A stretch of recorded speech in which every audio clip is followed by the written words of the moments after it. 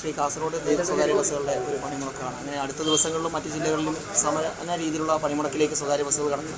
അവരാവശ്യപ്പെട്ടതുപോലുള്ള ഒരു പാക്കേജ് സംസ്ഥാന സർക്കാർ പ്രഖ്യാപിക്കുന്നില്ല എന്നതാണ് അവരുടെ ഒരു പരാതി. ഇതുമായി ബന്ധപ്പെട്ട് യൂണിയനുകളുടെ ഒരു സംയുക്ത നിവേദനം എനിക്ക് കിട്ടി. അതിൽ കടകംപള്ളി സുരേന്ദ്രൻ അടക്കമുള്ള ആളുകൾ അദ്ദേഹത്തിൻ്റെ നേതൃത്വത്തിലാണ് വന്നത്. വിശദമായ ഏതാണ്ട് ഒരു 1.5 മണിക്കൂർ സമയം നമ്മൾ സംസാരിച്ചിട്ടുണ്ട്. അപ്പോൾ എന്തായാലും വീണ്ടും അവരായിട്ട് ഔദ്യോഗികമായിട്ടുള്ള ഒരു യോഗം ഈ 9, 10, 11 തീയതികളിലായിട്ട് നടക്കുന്നുണ്ട്. എന്തായാലും ഞാനിപ്പോൾ തന്നെ അത് പറയുന്നതിൽ തെറ്റില്ല. പ്രിയദർശിനി വന്നതുകൊണ്ട് സാമ്പത്തികമായ ഉണ്ടായ റൂട്ടുകളുണ്ടോ എന്ന് പരിശോധിക്കാനായിട്ട് ഒരു ഔദ്യോഗികമായൊരു കമ്മിറ്റി വയ്ക്കുന്നതാണ്. അവരാ കമ്മിറ്റിയുടെ മുമ്പിൽ ബന്ധപ്പെട്ട ആളുകൾ മൊഴി കൊടുക്കുകയും അതുമായി ബന്ധപ്പെട്ട വിഷയങ്ങൾ എന്താണെന്ന് സർക്കാർ മനസ്സിലാക്കുകയും ചെയ്യും. ഇതാണ് ഇന്ന് നിങ്ങളോട് പറയാനുള്ളത്. അങ്ങനെ നഷ്ടം ഉണ്ടെന്ന് മനസ്സിലാക്കിയത് എന്തായിരിക്കും പറയട്ടെ, ഞാൻ പറഞ്ഞിട്ട്. എന്നാൽ 33,000 പ്രൈവറ്റ് ബസ്സുകൾ ഉണ്ടായിരുന്നു കേരളത്തിൽ. അതിപ്പോൾ 8,000-ത്തിനടുത്തേക്ക് ചുരുങ്ങിയത് പ്രിയദർശിനി കൊണ്ടല്ല. അപ്പോൾ ഒരു ക്രൈസിസ് ആയിരുന്നു അവിടെ ഉണ്ടായിരുന്നു. ആ ക്രൈസിസിനെ കുറിച്ച് ചർച്ച ചെയ്യാനോ അതിന് പരിഹാരം കണ്ടെത്താനോ കഴിഞ്ഞ 10 വർഷക്കാലമായിട്ട് ഒരു നടപടിയും എടുത്തതായി നിങ്ങൾക്കും അറിയില്ല, എനിക്കും അറിയില്ല. പക്ഷേ നമ്മുടെ പുതിയ ഗവൺമെൻറ് എന്ന രീതിയിൽ, ഒരു ഗവൺമെൻറ്റിൻ്റെ തുടർച്ച എന്ന രീതിയിൽ എന്തുകൊണ്ടാണ് ഈ 33,000 ബസ്സുകൾ വെറും 7,000, 8,000 ആയിട്ട് കുറഞ്ഞതെന്നും കൂടെ പരിശോധിക്കുന്നുണ്ട്. അങ്ങനെ പരിശോധിച്ചതിൻ്റെ അടിസ്ഥാനത്തിലാണ് അവരുടെ ടാക്സ് 50% നമ്മൾ കുറച്ചത്. ടാക്സ് കൂട്ടാന്നല്ലാതെ ഇതിന് മുമ്പ് ഒരിക്കലും സ്വകാര്യ ബസ്സുകളുടെ ടാക്സ് കുറച്ചിട്ടില്ല. അപ്പോൾ ആ ടാക്സ് കുറച്ചതിലൂടെ തന്നെ പൊതുഗതാഗത രംഗത്തെ നിക്ഷേപകർ എന്ന രീതിയിലാണ് ഗവൺമെൻറ് അവരെ കാണുന്നത് എന്നുള്ളത് വളരെ വ്യക്തമാണ്. ഭാവിയിലുള്ള കാര്യങ്ങൾ എന്താണെന്നുള്ളത് പഠിക്കാനാണല്ലോ നമ്മൾ ഒരു കമ്മിറ്റി വയ്ക്കുന്നത്. ആ കമ്മിറ്റിയുടെ പഠനത്തിൽ എന്തുകൊണ്ടാണ് ഈ 33,000 ബസ് 8,000-ആയി കുറഞ്ഞതെന്നും കൂടെ അവർ പഠിക്കട്ടെ. അപ്പോൾ ആ വിഷയത്തിൽ ഞങ്ങൾ തമ്മിൽ യാതൊരു വഴക്കോ തർക്കങ്ങളോ ഒന്നുമില്ല. അപ്പോൾ അവരോട് എനിക്ക് പറയാനുള്ളത്, അവരുടെ പ്രശ്നങ്ങളോട് അങ്ങേയറ്റം അനുഭാവപൂർണമായ ഒരു സമീപനമാണ് ഗവൺമെൻറ്റിനുള്ളത്.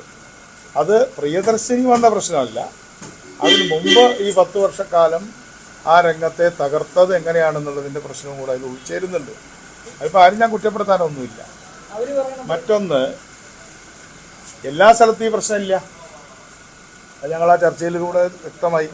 ഇപ്പോൾ നെയ്യാറ്റിൻകര താലൂക്കിലാണ് ഏറ്റവും കൂടുതൽ ഓർഡിനറി ബസ്സുകളുള്ള ഒരു താലൂക്ക്. അവിടെ പ്രൈവറ്റ് ഇല്ല, അപ്പോൾ അവിടെ പ്രശ്നമില്ല.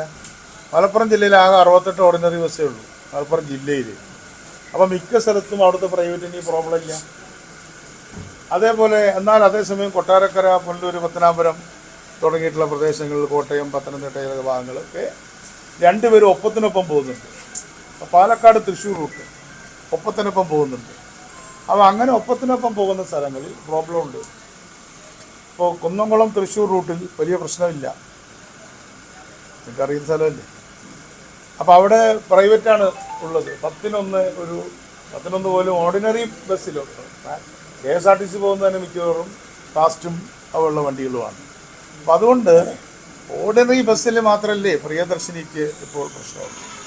അതുകൊണ്ട് ആ പ്രിയദർശിനി ഇന്ന് ജനങ്ങൾ അംഗീകരിച്ച, ജനങ്ങൾ നെഞ്ചോട് ചേർത്ത് വെച്ച ഏറ്റവും മഹത്തായ ഒരു സർക്കാർ നടപടിയാണ്.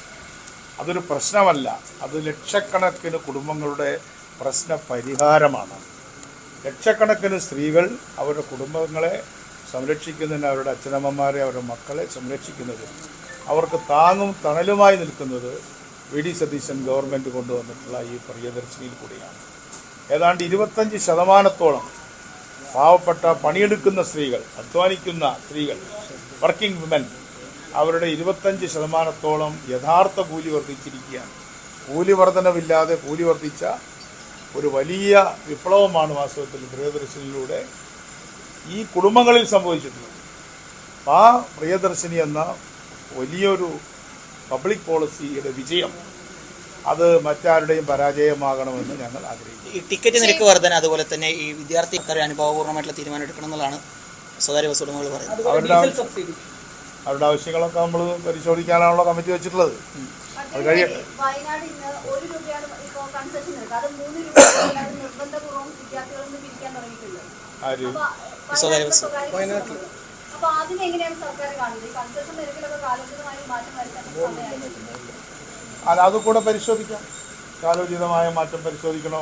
നിശ്ചയിച്ച ഒരു കൺസെഷൻ നിരക്ക് ആർക്കും ഒറ്റയടിക്ക് അവരുടെ നിലയ്ക്ക് മാറ്റുന്നത് ഒരു ഭംഗിയല്ല.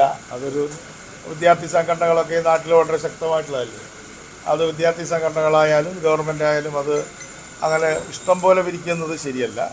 പക്ഷേ അങ്ങനെ ഉണ്ടെങ്കിൽ അത് എല്ലാവരോടും വിദ്യാർത്ഥി സംഘടനകളോടും രാഷ്ട്രീയ പാർട്ടികളോടും ഒക്കെ ചോദിക്കാം. എന്താണ് അവരുടെ അഭിപ്രായം ചോദിക്കാം. ഇപ്പം എന്തായാലും വിദ്യാർത്ഥി പ്രസ്ഥാനത്തെ സംബന്ധിച്ചിടത്തോളം ഞാൻ എന്നെ സംബന്ധിച്ചിടത്തോളം ഞാൻ വിദ്യാർത്ഥി പ്രസ്ഥാനത്തിൽ കൂടെ വന്നൊരു ആളാണ്. ഈ പാലക്കാട് വെച്ചാണ് യാദൃശികമായിട്ട് പറയുകയാണ്, ഇവിടെ നിന്നാണ് ഞാൻ സഭയുടെ സംസ്ഥാന പ്രസിഡന്റായിട്ട് തിരഞ്ഞെടുക്കപ്പെട്ട പട്ടണം. അപ്പോൾ അത് വിദ്യാർത്ഥി പ്രസ്ഥാനങ്ങൾക്കുണ്ടായിട്ടുള്ള ഏറ്റവും വലിയൊരു ഗുണം ഇപ്പോൾ 50% പേര്, 50-ലധികമാണ് വിദ്യാർത്ഥിനികൾക്കെല്ലാം ഫ്രീ ആയി ഓർഡിനറിയിൽ. അപ്പോൾ അതുകൊണ്ട് അതൊരു വലിയൊരു കാര്യമാണ്. കോളേജിൽ പഠിക്കുന്ന കുട്ടികൾക്കും ഓർഡിനറിയായി അവർക്കും ഫ്രീ ആണ്. വിദ്യാർത്ഥിനി സമൂഹം വളരെയധികം അത് പിന്താങ്ങുന്നുണ്ട്. ആൺകുട്ടികൾക്ക് തീർച്ചയായിട്ടും അവർക്ക് പൈസ കൊടുക്കേണ്ടി വരുന്നുണ്ട്. അത്തരം കാര്യങ്ങൾ കൂടെ നമുക്ക് പരിശോധിക്കാം. മലബാർ മേഖലയിലെ സ്വകാര്യ ബസ്സിൽ പണിമുടക്കുമ്പോൾ വലിയ രീതിയിൽ ജനങ്ങളെ ബാധിക്കുന്നുണ്ട്. ആവശ്യത്തിന് KSRTC സർവീസ് ഇല്ല. മലബാർ ഇത് രണ്ടും കൂടെ നമുക്ക് ചേർന്ന് പോവില്ല. മലബാർ മേഖലയിൽ വേണ്ടത്ര KSRTC സർവീസുകളില്ലെങ്കിൽ അറ്റ്ലീസ്റ്റ് സർവീസുകൾ ഉള്ളത് കൊണ്ട് ഉള്ള പ്രശ്നം പ്രൈവറ്റ് മേഖലയ്ക്കില്ലല്ലോ.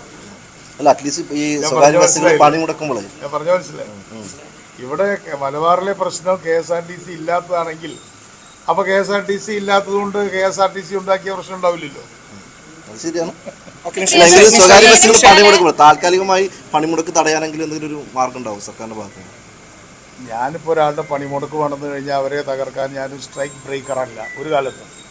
ഈ ഗവൺമെൻറ്റും പണിമുടക്കിനെ അടിച്ചു പൊളിക്കാൻ, ആശാസമരം പൊളിക്കാൻ പിണറായി വിജയൻ നടന്ന പോലെയൊന്നും ഞങ്ങളടക്കാൻ ഉദ്ദേശിക്കുന്നില്ല. പണിമുടക്കാനുള്ള അവകാശം നമ്മുടെ ഭരണഘടനയിലുണ്ട്. ഒറ്റ കാര്യം ഈ പാലക്കാട്ടെ ഈ അതിർത്തികളിൽ ഈ RTO ചെക്ക് പോസ്റ്റുകളുണ്ട്. അതുകൾക്കെല്ലാം ഈ സമയപരിധി കൊണ്ടുവന്നിരിക്കുകയാണ്. പ്രത്യേകിച്ച് വൈകിട്ട് 5 മണി വരെയുള്ളൂ. തമിഴ്നാട്ടിലാണെങ്കിൽ വ്യാപകമായിട്ടുള്ള ഈ പിഴ പിരിക്കുന്നുണ്ട്. പക്ഷേ കേരളത്തിൽ അത്തരത്തിലൊരു പിഴ കണ്ടെത്താൻ അല്ലെങ്കിൽ പിഴവ് കണ്ടെത്തി പിഴ പിരിക്കാൻ കഴിയുന്നില്ല.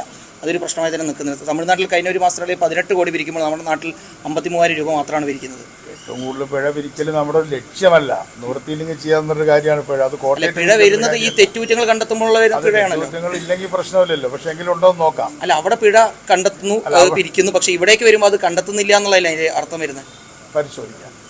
പ്രിയദർശിനി വന്നതിന് പിന്നാലെ KSRTCകളിൽ അമിതമായ തിരക്ക്, മിനിമം യാത്രക്കാരെക്കാൾ കൂടുതൽ യാത്രക്കാർ കയറുന്നു. അങ്ങനെ ആ തിരക്ക് നിയന്ത്രിക്കാൻ എന്തെങ്കിലും സംവിധാനം ഉണ്ടോ? ഇപ്പോൾ ഒന്നുമില്ല. Thank you. കൂടുതൽ വാർത്തകൾക്ക് News 18 Keralam YouTube channel subscribe ചെയ്യുക.